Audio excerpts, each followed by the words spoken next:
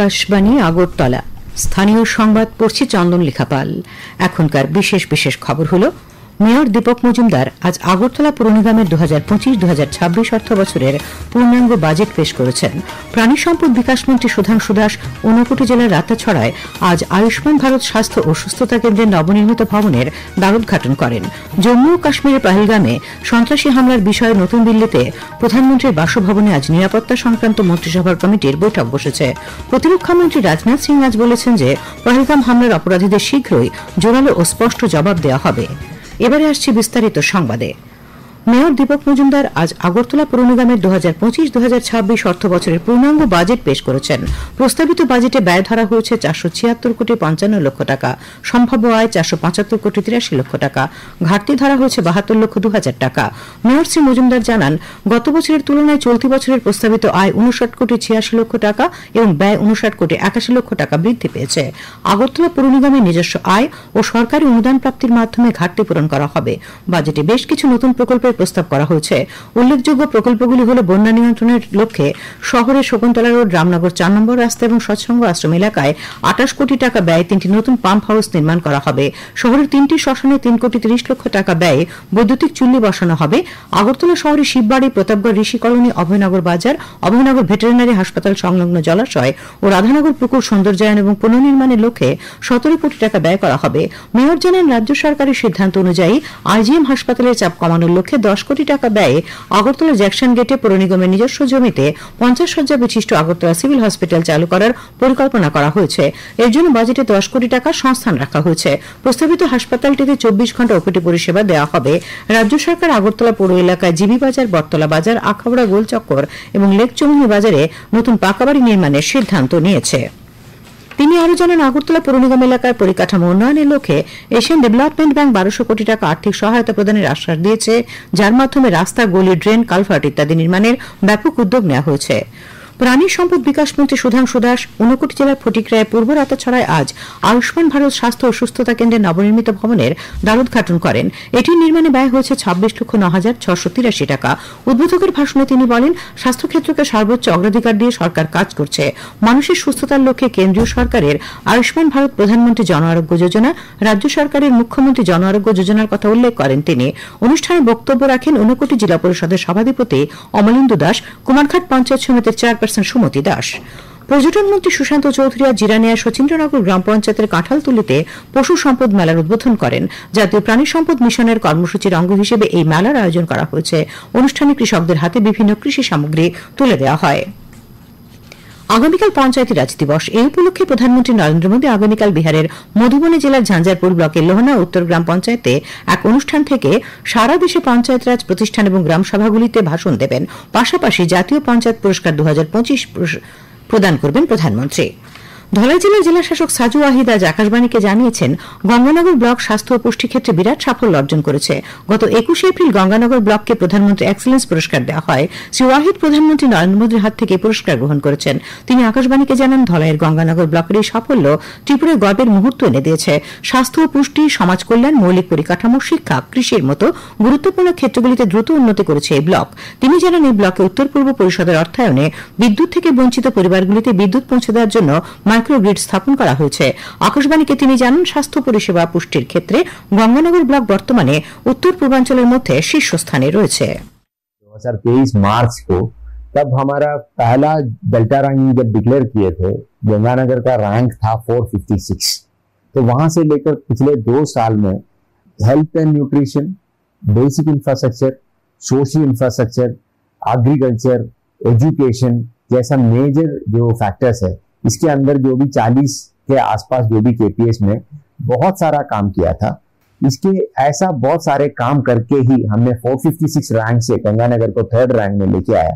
हमारा कोशिश और कामयाबी यहाँ ऐसे रहेंगे और आगे वाले साल में गंगानगर का हर एक केपीए में 100% सैचुरेशन लेके आ जाए और हमारा स्टेट से भी सबसे अच्छा ब्लॉक और पूरा भारत में सबसे बढ़िया ब्लॉक करने का कोशिश पूरा जिला प्रशासन और ब्लॉक प्रशासन का रहेगा। Tripura board of joint entrance examination পরিচালিত এবছরের জয়েন্ট এন্ট্রান্স পরীক্ষা আজ অনুষ্ঠিত হয়েছে। মোট 15টি কেন্দ্রে পরীক্ষার্থী ছিলেন 5296 জন। বাল্যবিবাহের সঙ্গে স্বাস্থ্য ঝুঁকি নিয়ে আজ দক্ষিণ জেলার তুইকর্ম দ্বাদশ স্কুলে এক সচেতনতা সভা অনুষ্ঠিত হয়। বক্তব্য রাখেন মধ্য কাঁঠালিয়া আয়ুষ্মান আরোগ্য মন্দিরের community health officer Kankana Chakraborty এবং স্কুলের প্রধান শিক্ষক থরেন্দ্র রিয়াং।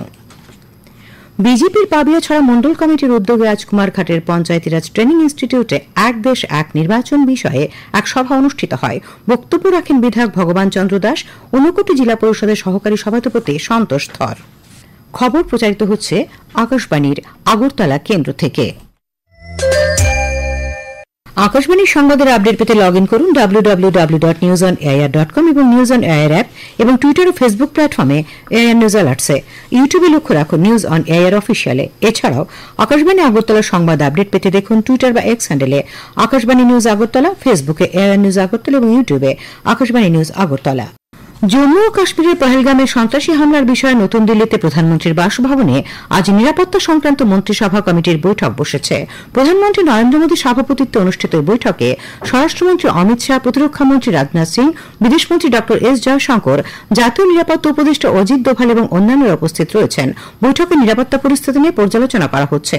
এদিকে কেন্দ্রীয় স্বরাষ্ট্রমন্ত্রী অমিত শাহ বলেছেন যে দক্ষিণ কাশ্মীরের অনন্তনাগ জেলার পহেলগামে সন্ত্রাসী হামলায় প্রতিটি ভারতীয় তাদের প্রিয়জনদের হারানোর বেদনা অনুভব করছেন। তিনি এই সমস্ত পরিবার এবং সমগ্র দেশকে আশ্বস্ত করেছেন যে নিরীহ মানুষকে হত্যাকারী এই সন্ত্রাসবাদীদের কোনোভাবেই রেহাই দেওয়া হবে না। স্বরাষ্ট্রমন্ত্রী নিহতদের প্রতি শ্রদ্ধা জানিয়েছেন। তিনি শ্রীনগরের পুলিশ কন্ট্রোল রুমে নিহতদের মরদেহে পুষ্পস্তবক অর্পণ করেন। শ্রী শাহ বলেন দেশ সন্ত্রাসের কাছে নথি স্বীকার করবে না।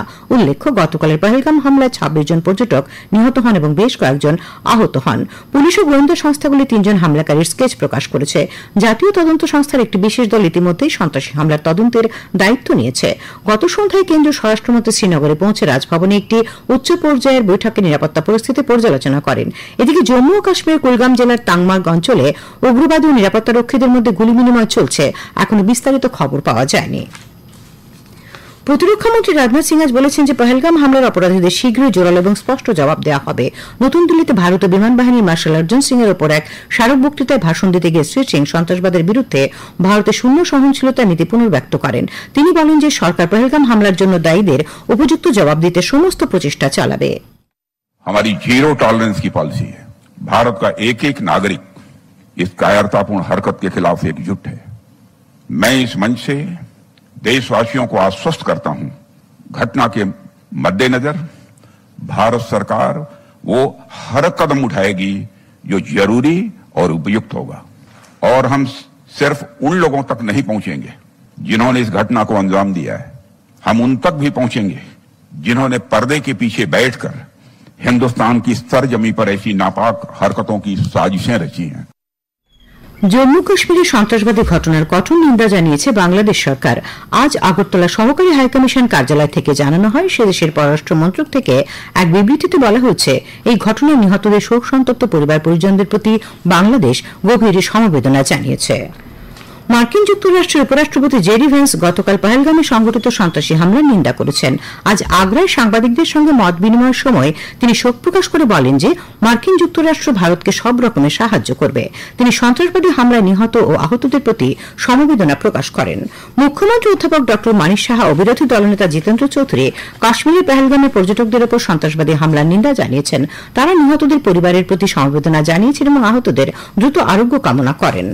জম্মু ও কাশ্মীরের পহেলগামে সন্ত্রাসবাদী হামলায় নিহত পর্যটকদের স্মৃতির প্রতি গভীর শ্রদ্ধা এবং তাদের পরিজনদের সমবেদনা জানিয়ে আজ সিপিআইএম এর সাবরুম মহকুমা কমিটির উদ্যোগে সাবরুম শহরে মৌন মিছিল করা হয়। খেলার খবর। রাজ্যভিত্তিক অনূর্ধ্ব 15 বছরের ক্রিকেটে আজ 6টি খেলা হয়।